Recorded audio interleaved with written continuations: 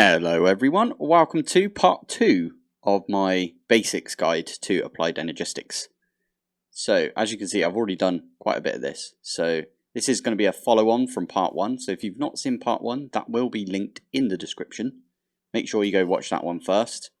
That just gives you the basics of everything else. This one is specifically for auto crafting.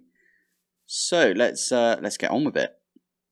So we're going to start off by doing pattern grid, or was it, whatever it's called, pattern encoding terminal. So we can stick this anywhere on here, so I'm going to stick it right there. And this gives you the same sort of look as the crafting terminal. Let's have a look at this one, the recipe. It is a crafting terminal with an engineering processor. And what this allows you to do, if you have some patterns, which are these things right here, if you put the patterns in this slot right here, you can actually use JEI if you can. You could just do that, and you can program a pattern in, and you can encode it just like that. So that pattern there, we don't have everything in there, so it's probably not useful. But crafting table, that sounds quite useful, doesn't it? So if I were to hold this in my hand and shift and right click, it does clear the pattern. You can put it back in, and you can make yourself a pattern like that. So these patterns are used in a pattern provider, what I just programmed in. So we're going to grab one of those, and we are going to put this, for now, we're going to put it right there. So that's connected to the system. So if you look in here, there's 9 patterns that this can take. By default, there are extra mods that like add more pattern slots, but yeah. So we're going to put that pattern in there. But it's not actually going to do anything because it's got no way of crafting that. So what comes in after that is a molecular assembler. So what this is basically a crafting table. You can actually put the pattern in this and it will like act as a thing that you can craft. But if we look in here, let me get rid of that. There you go. Fingers crossed I've got enough. Is that going to export into here? Oh, it is. Okay, let me grab some more planks. There you go. And you'll see right here, I've got crafting table right there. I'm actually going to change this so you can change the sort order of all of this. I always like to put mine on number of items and then descending, so it shows me what I've got the most of. And it also puts all of the crafting patterns that we've got right at the bottom, unless you've already got a crafting component already in your system. So if I were to click on this and I say yes, we can't do anything because we do need CPUs. Like that's basically the processor to say like, what am I doing with this? So it's the brain. So actually let's make a CPU. That's not how you do it. So here are the few different CPUs. There's the crafting CPU 1K crafting storage. There is a coprocessor. I know I'm going to get flamed in the comments for this, but I don't actually really know what a coprocessor does. I think it means that you can do more things at once. So it will use the storage to do more things at once, but you don't actually need a coprocessor, so I can get rid of that. As long as you've got crafting storage. This is basically the brain for this to craft into. So what it actually does is it stores all of the items that you're about to use. So in this case, we are going to use some planks. If we were to request, I don't know, 1,000 crafting tables here, and we had enough planks, it would store all 1,000 in this storage, crafting storage, and use them up one at a time until it's done with it. So that's why you need a crafting storage. Coprocessor, I believe, just means you can do multiple things at once. So if we had a recipe, for example, like this, so if you had the oak plank recipe, let's do that now. This one right here, we get a pattern. Patterns, by the way, are created using glowstone, so you do need glowstone before you do any of this.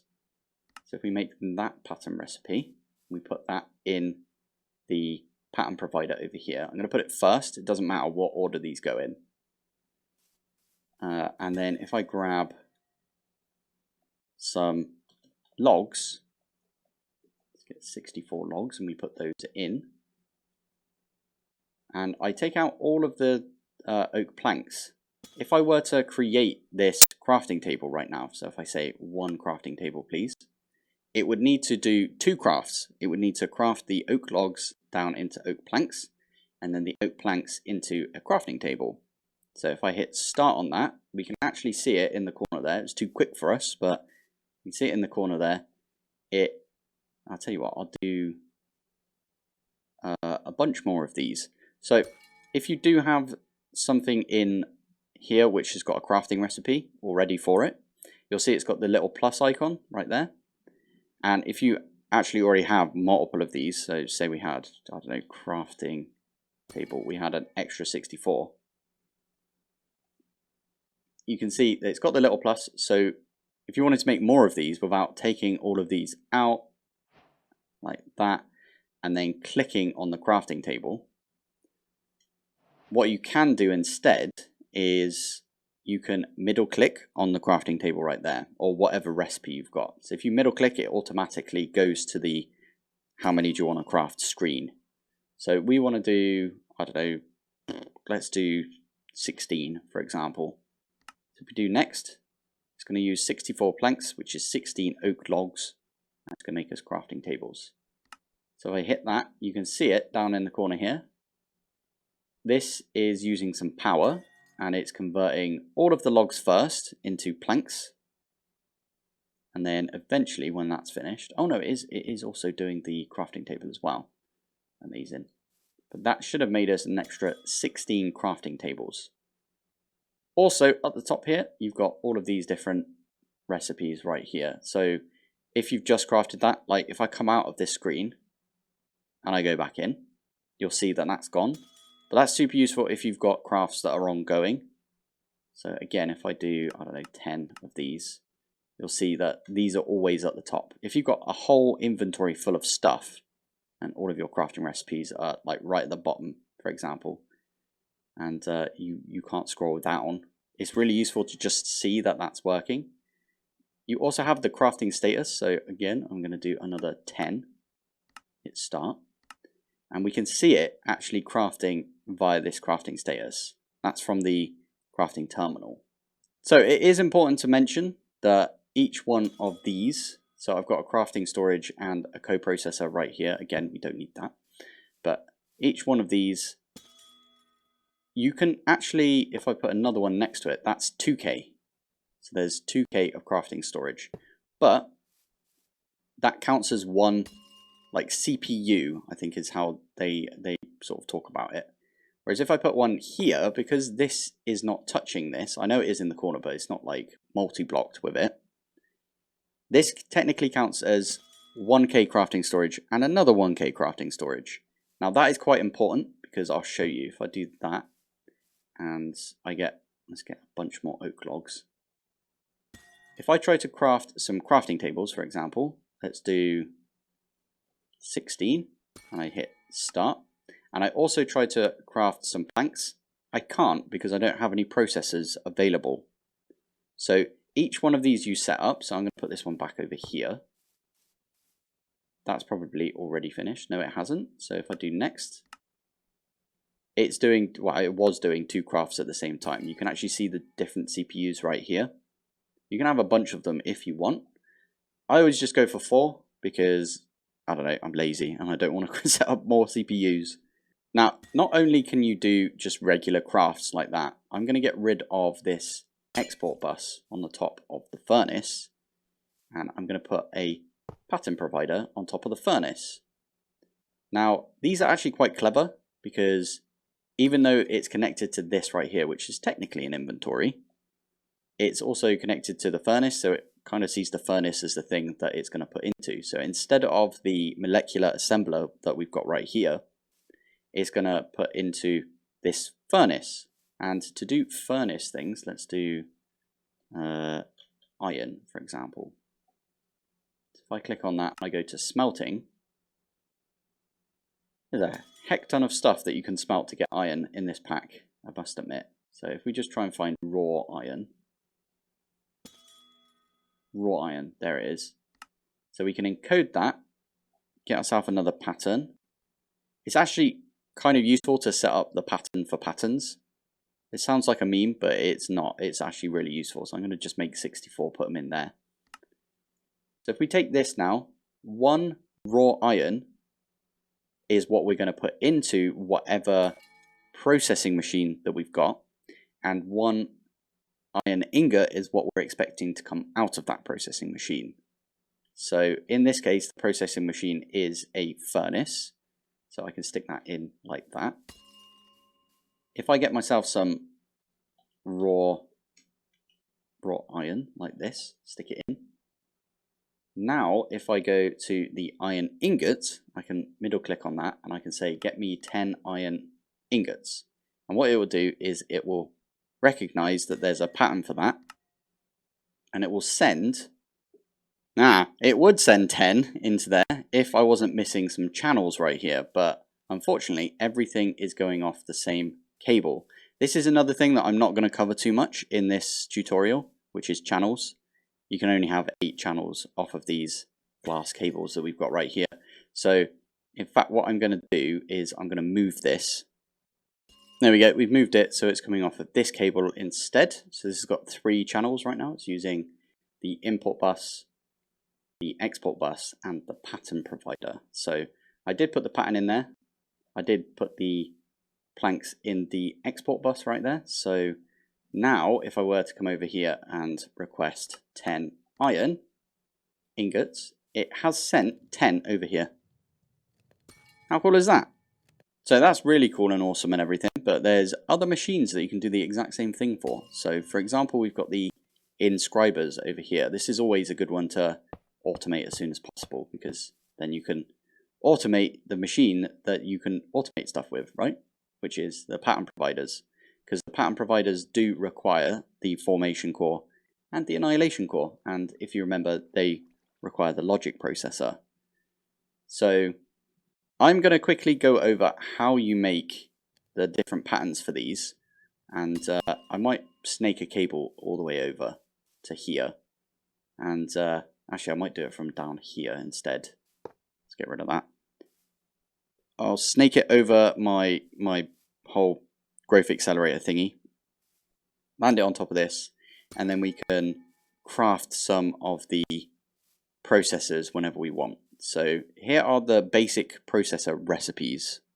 So if I were to click on the printed silicon, right, oh yeah, I'm in creative mode, but if I were to look at the recipe for this and hit the encode pattern, this is where a lot of people like fall down a little bit. That's because the inscriber press goes in there, but the inscriber press isn't used up.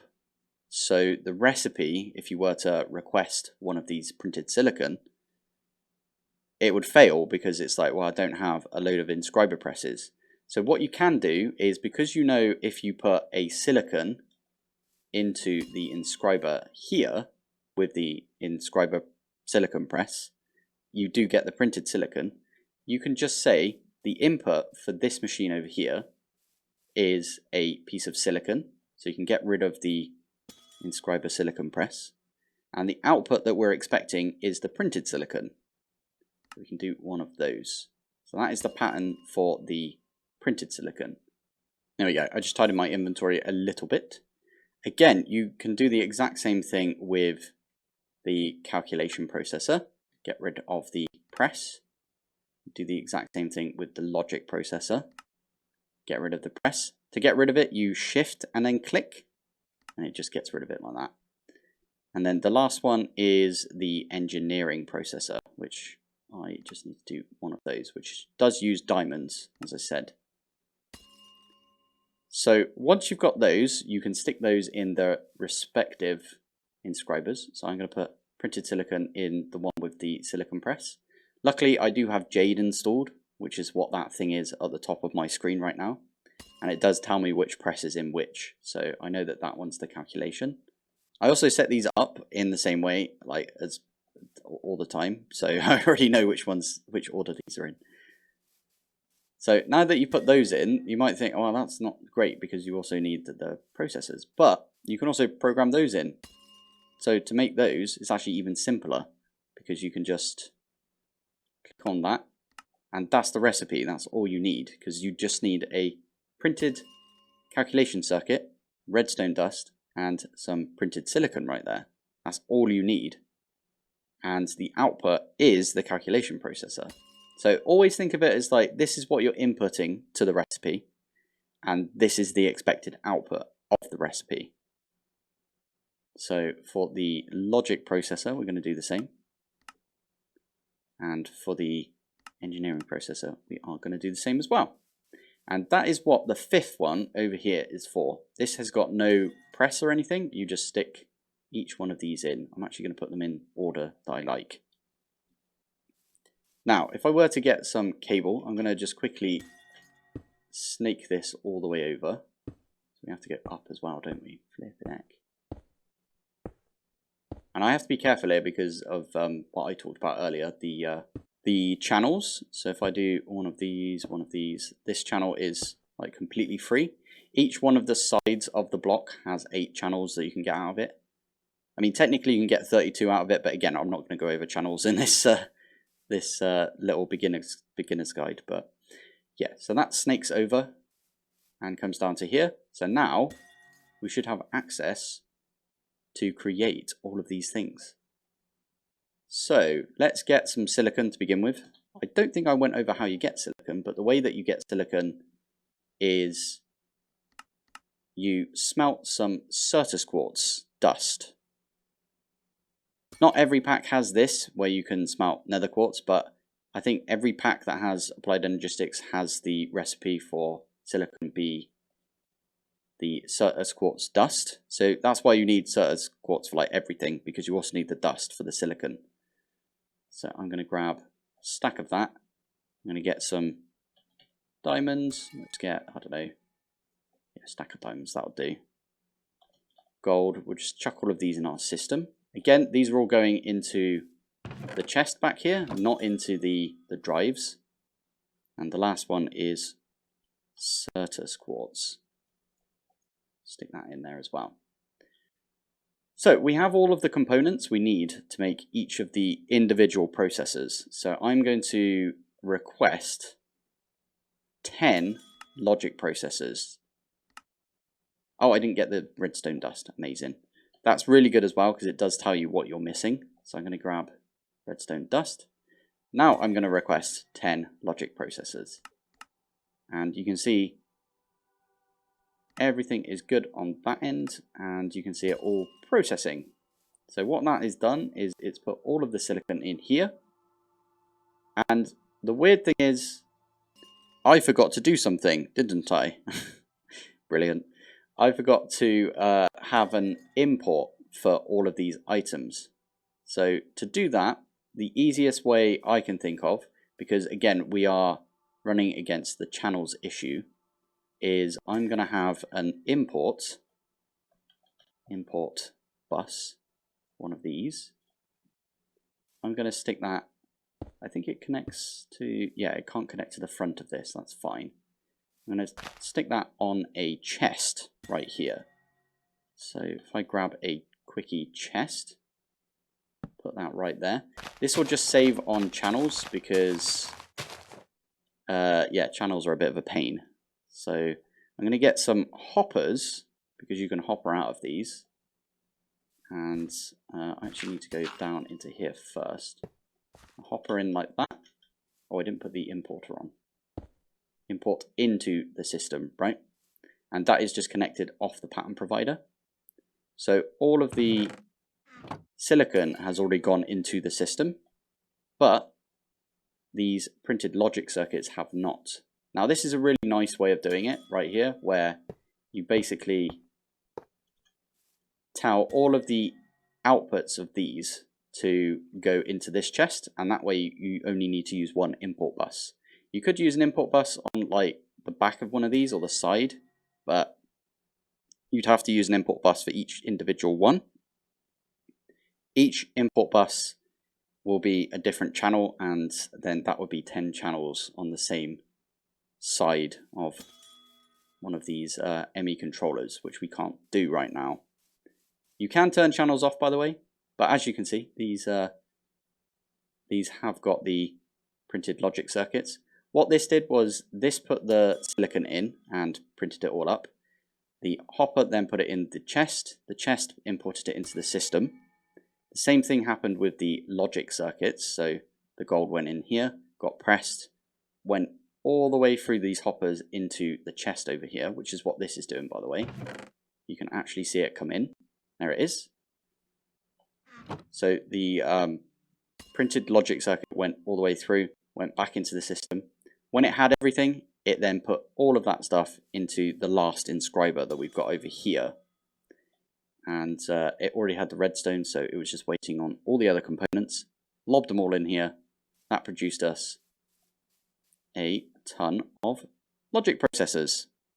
Cool, right, I think this is probably where I'm going to end it for today, because that does show you a little bit about how you can use, you can bypass channels, you can do a bit of crafting. It shows you the inscriber presses, shows you the charger, explains all of the stuff for the flawless budding, how to set up a basic storage system. I will just show you that you don't actually need the chest here either, so we can get rid of this cable completely. And you can still store things in here, so I can store all of these patterns. But obviously everything in this chest is not connected to the system right now. So I showed you the storage bus, the import-export, pattern providers. Yeah, I think that's everything I'm going to cover in this video. If there's anything else you would like me to cover from AE2, I will admit I'm not the best with AE2, I'm more of a refined storage person, but I will try my hardest to try and figure out a good way of explaining stuff. I already need somebody to explain P2P to me at some point. That's still on the books. I might do a live stream of that at some point, but yeah. If you have any questions, please let me know. I have a Discord, which loads of people in my Discord are like fanatical about AE2. So if you've got any questions, they will be happy to answer them if I can't.